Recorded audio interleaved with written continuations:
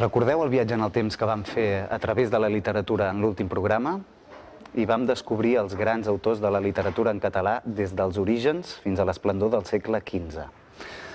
Però, malauradament, durant els segles següents, del XVI al XVIII, els països catalans van viure un període de decadència en què va disminuir dramàticament la consciència lingüística i la producció literària d'obres cultes. Les lletres catalanes es van omplir de pols i no serà fins al segle XIX que la literatura catalana revifarà gràcies als moviments iniciats a partir de la Renaixença.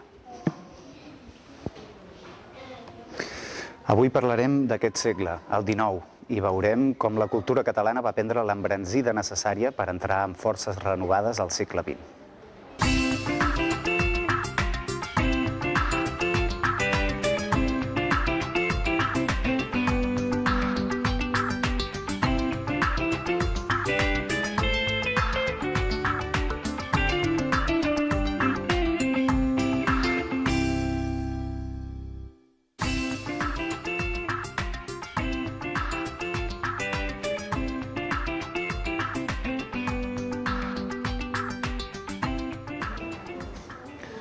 Som a finals del segle XVIII, principis del XIX. El món ja fa un segle que tot ha canviat a causa de la Revolució Francesa, la independència dels Estats Units i la Revolució Industrial. Però no en el sentit idealista que inspiraven aquestes revolucions. Ben al contrari, la societat, el poder de la qual ha passat de les mans de l'aristocràcia a les mans de la burgesia, es torna cada vegada més materialista. I això, que provoca una profunda decepció en els intel·lectuals i els artistes, genera arreu del món un moviment idealista que s'anomena romanticisme. Davant d'una realitat que l'ha decebut, l'artista del segle XIX es refugia en un passat ideal. Tant en la història, evocant l'edat mitjana, com en la pròpia biografia, creant el mite personal de la infantesa com a període de la vida suposadament espontani i pur. De vegades el refugi consisteix en una evasió no cap al passat, sinó cap a un futur utòpic. La literatura romàntica busca escenaris de misteri, de fantasia i de nostàlgia. S'ha acabat el domini de la raó. Ara, l'artista es deixa seduir i sedueix amb la imaginació i els sentiments. L'expressió literària, per tant, s'enriqueix perquè l'exposició de sentiments amplia els recursos expressius i perquè el triomf de les passions per damunt de la racionalitat fa molt més intenses totes les obres. L'art ja no ha de lliçonar, sinó que ha de commoure i transmetre sentiments i desitjos individuals per reflectir el jo subjectiu. El romàntic reivindica la llibertat creadora, la conducta anticonvencional i la relació amb la natura. Goethe, un autor romàntic, va crear el personatge que llavors i ara s'ha considerat el model més clar de personatge romàntic que lluita angoixat contra el destí, Werther. Si tenim en compte la riquesa de la cultura popular a Catalunya, que es va expressar durant els 3 llargs segles de la decadència en forma d'obres teatrals, danses, poesia popular i narracions en prosa transmeses oralment, no ens ha d'estranyar que el romanticisme, amb l'interès pel passat medieval com a època d'esplendor, l'atracció cap a l'art tradicional i popular, la defensa de les minories nacionals i lingüístiques d'arrel històrica i l'exaltació de l'espiritualitat i els sentiments, trobés un suport immediat en la societat catalana del segle XIX. El romanticisme arrela a Catalunya gràcies a les transformacions de finals del segle XVIII. El creixement demogràfic i l'augment de l'activitat industrial fan possible l'aparició d'una burgesia que necessita demostrar el poder econòmic que té.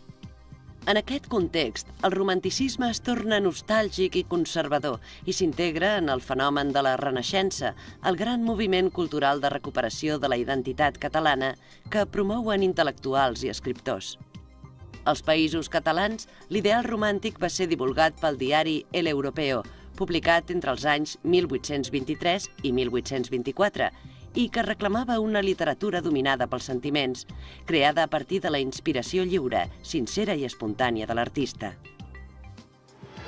La Renaixença s'inaugura convencionalment l'any 1833 amb la publicació a les pàgines de la revista El Vapor de l'anomenada Oda a la Pàtria, de Bonaventura Carles Aribau, composició culta en la qual la llengua i la nació apareixen per primera vegada associades amb una clara voluntat reivindicativa.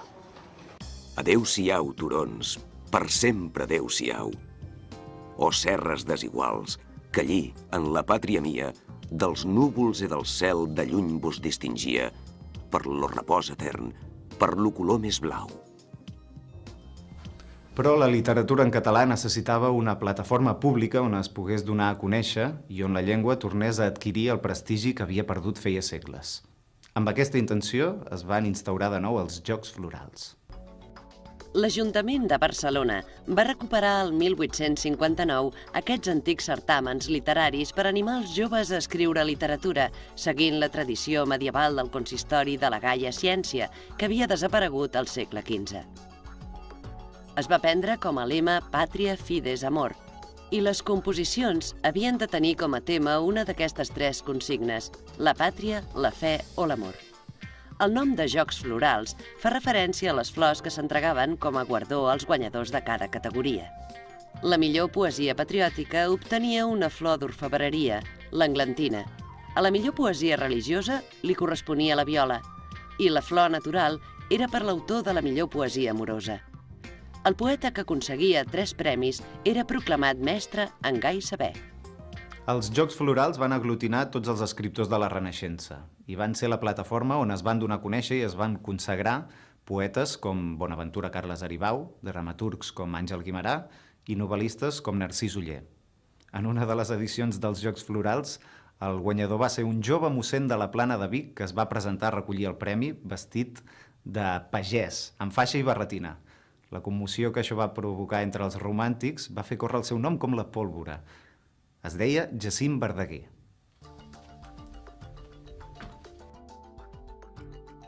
Mossèn Cinto Verdaguer, nascut a Folgueroles el 1845 i mort a Vallvidrera el 1902, ha estat qualificat el millor poeta català de la Renaixença i és un clar exponent del romanticisme per l'esperit rebel, per l'apassionament i per l'idealisme de la seva actitud. Verdaguer és el creador del català literari modern. En la seva obra ofereix una visió molt viva de la natura i la dota també d'un lirisme profund. Fa servir mites, personatges simbòlics i, a més, elements de la cultura popular que l'apropen a l'ànima del poble. Verdaguer, a més, és l'autor dels 2 poemes èpics més importants de la literatura catalana del segle XIX, l'Atlàntida, del 1877, i Canigó, del 1885. A l'Atlàntida, Verdaguer combina la història del descobriment d'Amèrica amb el tema mític de l'enfonsament de l'Atlàntida, un paradís perdut i enyorat que encaixa perfectament amb l'ideal romàntic. Aquesta composició va ser premiada als Jocs Florals del 1877 i va ser traduïda a diversos idiomes. Veus eixa mar que abraça de pol a pol la terra? En altre temps d'alegres Hespèrides fou hort. Encara el Teide agita bocins de sa desferra, tot braulant com monstre que vella un camp de mort. Aquí els titans lluitaven, allà ciutats florien, per tot càntics de verges i música d'ocells.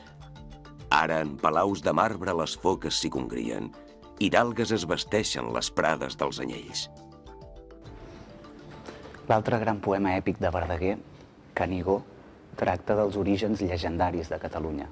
L'acció se situa als voltants de l'any 1000 i narra les aventures del cavaller Gentil, fill de Tallaferro, que lluita al costat del seu oncle Guifré contra els sarraïns, que envaïen les terres catalanes. Gentil abandona la batalla per les fantasies que li suggereix el Canigó, i en aquestes fantasies és encisat per la fada Flor de Neu, amb qui contempla els Pirineus. L'oncle Guifré aconsegueix trencar l'encís, però alhora causa la mort del cavaller Gentil. Afectat per aquest fet i amb la intenció d'expiar el crim, Guifré funda un monestir benedictí al mateix Canigó, des d'on l'abat Oliva i un seguici de monjos expulsen les fades que habitaven la muntanya.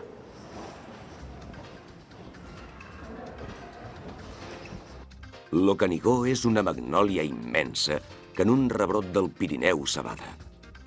Per abelles té fades que la volten, per papallons, los cisnes i les àligues. Formen son calze esquerides serres que plateja l'hivern i l'estiu daura. Grandiós veire on veu l'os l'estrella, los aires rellentor, los núvols aigua. A més dels poemes èpics, Verdaguer va deixar una gran producció de poesia lírica inspirada en mites i llegendes de tradició oral, en un llenguatge col·loquial i planer. Aquestes composicions tan populars sovint han estat musicades i cantades, com en el cas de l'Emigrant i el Virolai. Durant la primera meitat del segle XIX, l'únic teatre en català era el de caràcter tradicional i popular, els misteris religiosos i l'entremès burlesc. Però la situació va anar canviant fins que es va convertir, també gràcies als Jocs Florals, en una eina fonamental per consolidar la Renaixença. Al voltant de l'any 1860 ja representaven comèdies i drames històrics en català. Els models més imitats eren Víctor Hugo, Alexandre Dumas i Shakespeare. Els dramaturgs catalans més destacats de l'època van ser Frederic Soler, Pitarra, el primer que va aconseguir un gran èxit de públic, i, posteriorment, Àngel Guimerà. El poeta i dramaturg Àngel Guimerà, nascut a Santa Cruz de Tenerife el 1845 i mort a Barcelona el 1924, va ser un dels fundadors de la revista La Renaixença, però no va començar a escriure teatre fins als 34 anys. La producció dramàtica d'Àngel Guimerà es divideix en 3 etapes.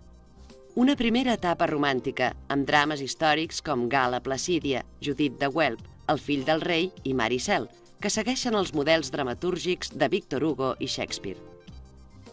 Una segona etapa de plenitud o de síntesi entre romanticisme i realisme, amb drames de temes contemporanis com Maria Rosa, Terra Baixa o La filla del mar.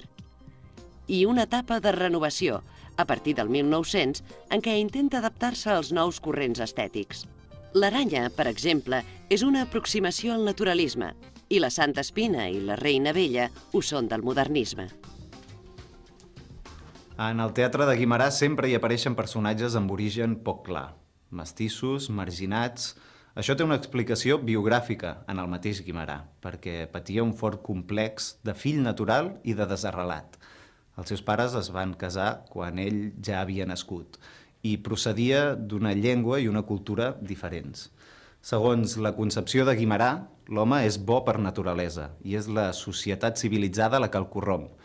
A Terra Baixa, Manelic, un personatge que viu tot sol a la muntanya, personifica la bondat natural de l'home, mentre que els habitants de la Terra Baixa estan corromputs. Deixa'm.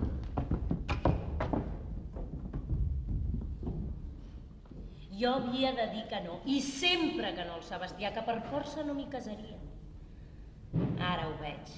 Ara, lo desgraciada que sóc, si no sóc ningú jo, ningú, que em van agafar com una bèstia i com una bèstia m'han criat, i ara...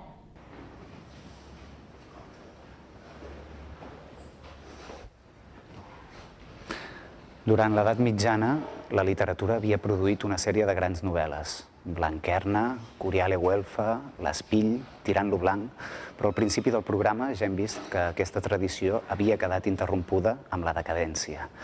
El procés de recuperació de la novel·la catalana, començat l'any 1879, es va consolidar plenament amb la figura de Narcís Oller, l'obra del qual s'ha de relacionar amb les tendències literàries de finals del segle XIX, el realisme i el naturalisme. El realisme va aparèixer a Anglaterra i a França cap al 1850 com una reacció contra els excessos de la novel·la romàntica i va ser continuat pel naturalisme a partir del 1870.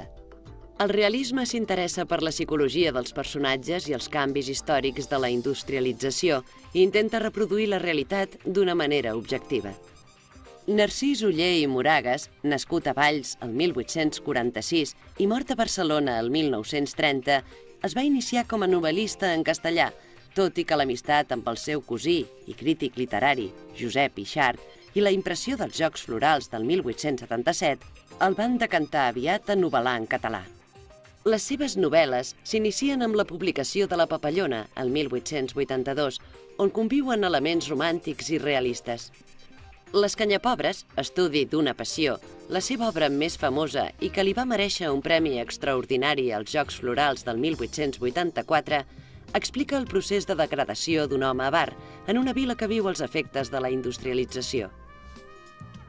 Vilaniu, La febre d'or, La bogeria i Pilar Prim van ser les altres grans novel·les que van retratar, des de diferents perspectives i estils, la societat i la psicologia de l'època.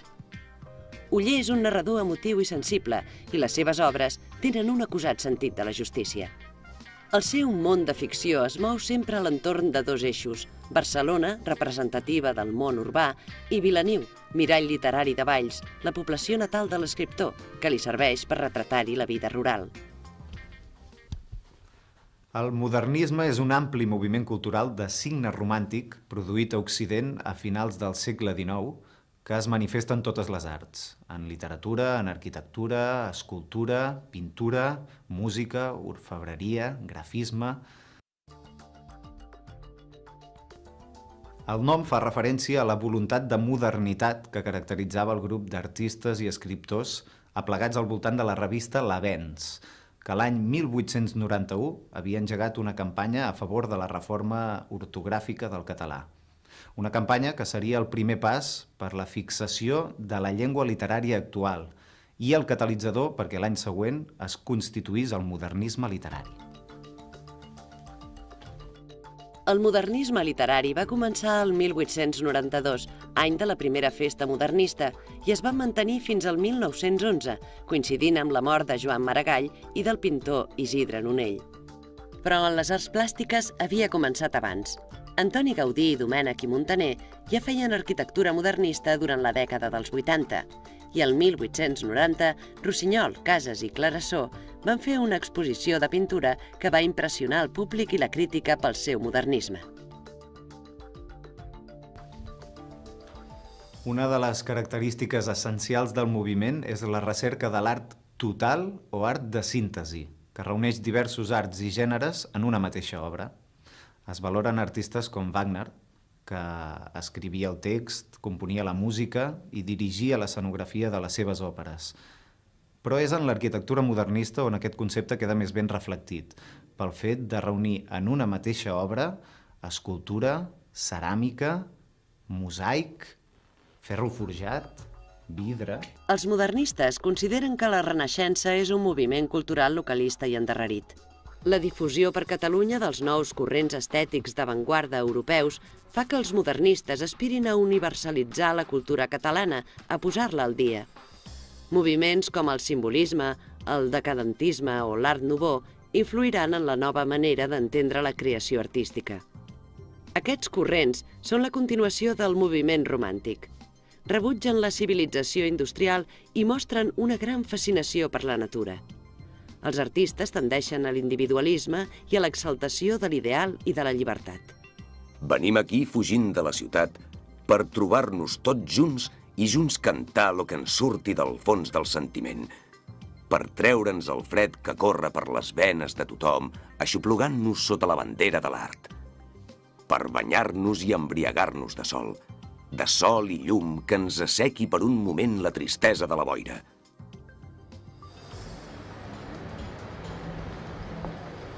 El Cau Ferrat de Sitges o la cerveseria barcelonina Els Quatre Gats, on som ara, eren llocs de reunió dels artistes modernistes de l'època, com Ramon Casas, Isidre Nonell, Santiago Rossinyol o Picasso. Els mateixos artistes hi organitzaven exposicions d'art, vetllades musicals i espectacles, però, sobretot, hi iniciaven una tradició que trencava amb totes les convencions de l'època, la vida bohèmia. La nova intel·lectualitat plantejava per primera vegada a Catalunya la problemàtica que havia caracteritzat tota la literatura europea des de la Revolució Industrial, l'enfrontament entre l'artista i la societat. L'artista modernista se sentia un ésser escollit, un ésser superior que trobava en l'art el refugi contra l'hostilitat de la societat burgesa, a la qual acusava de prosaica i materialista. Aquesta actitud inconformista es traduïa fins i tot en una manera de vestir força particular. Duien els cabells llargs, barrets d'ales amples i vestits balders. Amb tots aquests elements va aparèixer la bohèmia, una conducta rebel i una moral que no seguia les convencions socials i que es va convertir ràpidament en una moda. Però no tots els artistes la practicaven igual. La bohèmia daurada era la dels artistes que pertanyien als sectors socials més afavorits, que tenien molts diners i feien moltes estades a París, com en els casos de Santiago Rossinyol i Ramon Casas.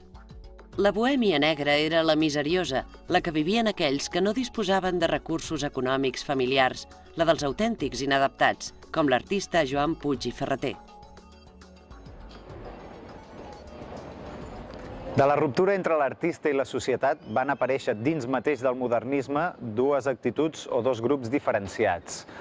Uns, els defensors de l'art per l'art, eren esteticistes i apolítics i negaven la capacitat de l'art i de l'artista per transformar la societat. Els altres, els regeneracionistes, veien l'art com l'eina que la societat catalana necessitava per la renovació social i política. Entre els primers destacava Santiago Rossinyol i entre els regeneracionistes, Joan Maragall. Coneguem-los una mica més de prop. Santiago Rossinyol, nascut a Barcelona el 1861 i mort a Aranjuez el 1931, va ser pintor, escultor i escriptor modernista. Era fill de l'alta burgesia barcelonina, del ram tèxtil, i és l'exemple perfecte de les tensions i contradiccions de l'artista modernista. Va deixar l'empresa familiar per lliurar-se del tot a la vida d'artista. Es va dedicar amb èxit a la pintura i a la literatura, especialment al teatre. L'enfrontament amb la família apareix representat en clau d'humor a l'auca del senyor Esteve, estrenada el 1917, on planteja la tragèdia d'un botiguer honorable que vol dipositar el negoci domèstic en l'hereu. Però l'hereu vol ser artista i renuncia. Representa el jove rebel que critica la burgesia de mentalitat tancada, que només s'interessa pel negoci. El conflicte es resol quan el noi reconeix que, sense els diners del pare, no té possibilitats de dedicar-se a l'art.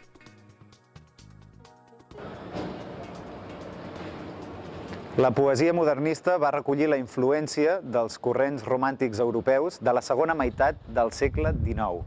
Propugnaven l'emoció i la sinceritat en l'expressió de la paraula viva, tal com la dicta la inspiració en un moment d'intensitat. Aquí és on va destacar precisament el poeta Joan Maragall. Saps on és la Fageda d'en Jordà? Si vas pels volts d'Olot, amunt del Pla, trobaràs un indret verd i profund com mai cap més n'hagis trobat al món. Un verd com d'aigua endins, profund i clar. El verd de la Fageda d'en Jordà.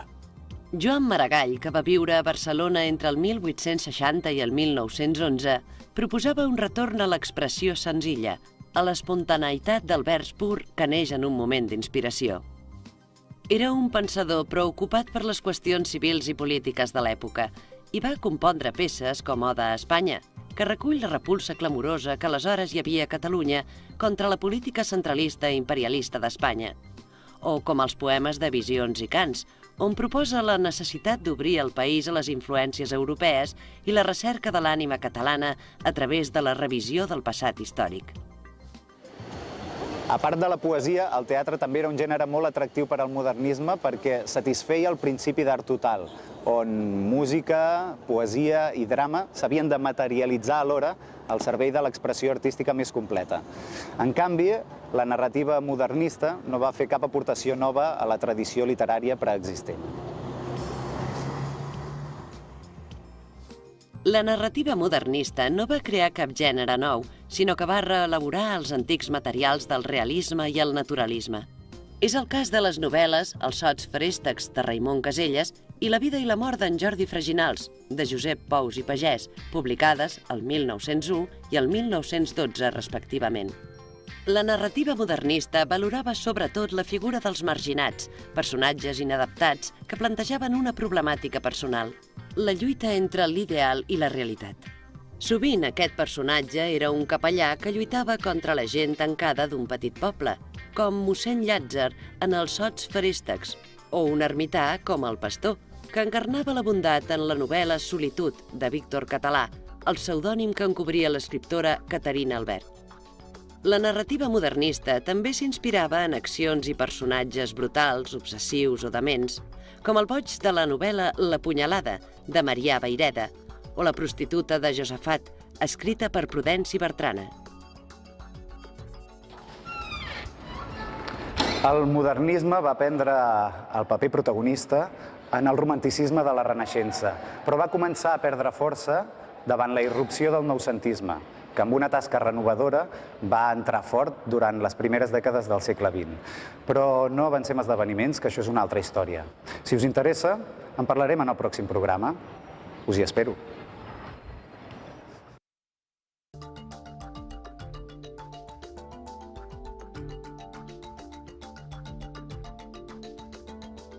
En començar el programa, hem vist que els canvis provocats per la Revolució Industrial, la Revolució Francesa i la independència dels Estats Units van provocar un segle després l'eclosió del romanticisme a partir d'una reacció dels artistes a la situació mundial. Recordeu quina situació? La il·lusió per un futur cada cop més esperançador. La decepció pel present i la nostàlgia del passat. La resposta correcta és la B. El romanticisme és un corrent idealista que va néixer a partir de la decepció dels artistes en una societat cada cop més materialista i que busca refugi en un passat idealitzat. També hem vist que, tot i que els ideals romàntics encaixaven perfectament en la realitat catalana, com a país que havia perdut l'esplendor cultural i literària en els últims segles, era imprescindible una plataforma pública on la llengua tornés a adquirir el prestigi social que havia perdut feia segles. Quina va ser aquesta plataforma? El diari La Veu de Catalunya, el Teatre Català, els Jocs Florals de Barcelona, la recuperació de la Generalitat. La resposta correcta és la C. Es van recuperar els Jocs Florals, que van donar a conèixer no només poetes, sinó també novel·listes i dramaturgs. En el programa d'avui també hem parlat del que es considera el creador del català literari modern. A qui ens referim? Santiago Rossinyol, Àngel Guimerà, Narcís Oller, Jacint Verdaguer. La resposta correcta és Jacint Verdaguer. I, finalment, hem citat algunes de les característiques essencials del modernisme com a moviment. Recordeu quina d'aquestes característiques correspon al modernisme? La recerca de l'art total, que reuneix diversos arts i gèneres en una mateixa obra. El retorn als models i cànons de l'art de l'antiga Grècia i Roma. L'absència total de sentiments i de subjectivisme en les obres. La resposta correcta és la primera. Una de les característiques essencials del moviment és la recerca de l'art total o art de síntesi, que reuneix diversos arts i gèneres en una mateixa obra. És per això que es valoren artistes com Wagner, que escrivia el text, componia la música i dirigia l'escenografia de les seves òperes.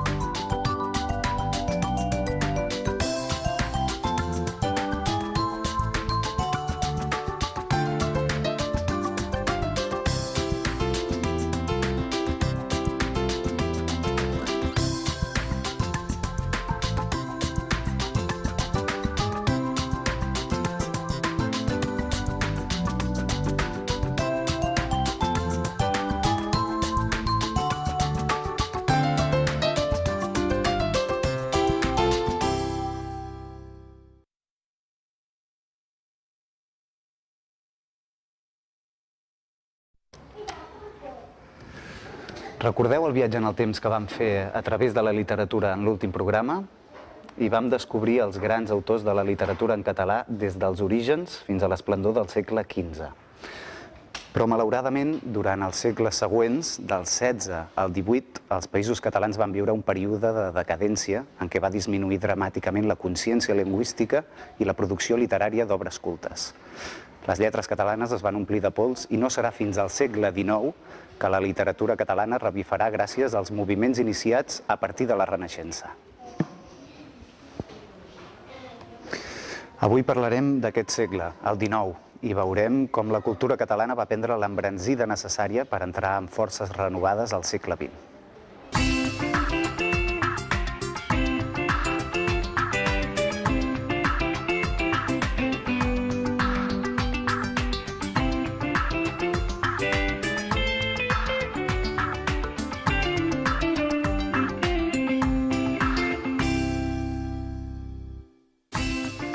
profunda decepció en els intel·lectuals i els artistes, genera arreu del món un moviment idealista que s'anomena romanticisme.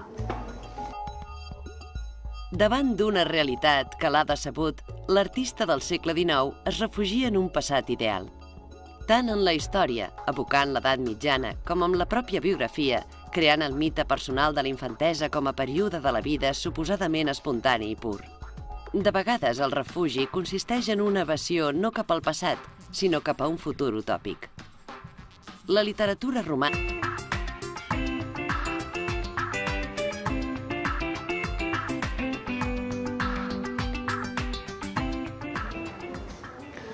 Som a finals del segle XVIII, principis del XIX. El món ja fa un segle que tot ha canviat a causa de la Revolució Francesa, la independència dels Estats Units i la Revolució Industrial. Però no en el sentit idealista que inspiraven aquestes revolucions. Ben al contrari, la societat, el poder de la qual ha passat de les mans de l'aristocràcia a les mans de la burgesia, es torna cada vegada més materialista. I això que provoca una profunda... romàntica busca escenaris de misteri, de fantasia i de nostàlgia. S'ha acabat el domini de la raó. Ara, l'artista es deixa seduir i sedueix amb la imaginació i els sentiments. L'expressió literària, per tant, s'enriqueix perquè l'exposició de sentiments amplia els recursos expressius i perquè el triomf de les passions per damunt de la racionalitat fa molt més intenses totes les obres. L'art ja no ha de lliçonar, sinó que ha de commoure i transmetre sentiments i desitjos individuals per reflectir el lloc